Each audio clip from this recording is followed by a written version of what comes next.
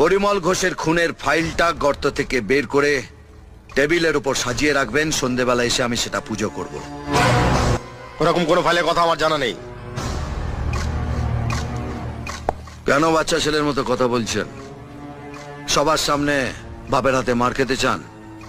আমার বায়োডাটাটা আপনি তো খুব ভালো করে জানেন। 4টেকে টপকেছি, আরো 3টে টপকাবার প্ল্যানও আছে। 5 নম্বরে যদি আপনার নামটা না লেখাতে চান, তাহলে সন্ধ্যায় যেন ফাইলটা টেবিলের উপর তৈরি থাকে। এর পরের বার যখন বাড়ি থেকে বেরোবি, তো স্ত্রীকে বলবি যেন নুন আর শুকনো লঙ্কা পুড়িয়ে পা থেকে মাথা অবধি ঘুরিয়ে দেয়। কারণ প্রোটেকশন না নিয়ে তুফানের সামনে পড়লে উড়ে গিয়ে কোন ভাগাড়ে পড়বি শকুনেও খুঁজে পাবে না।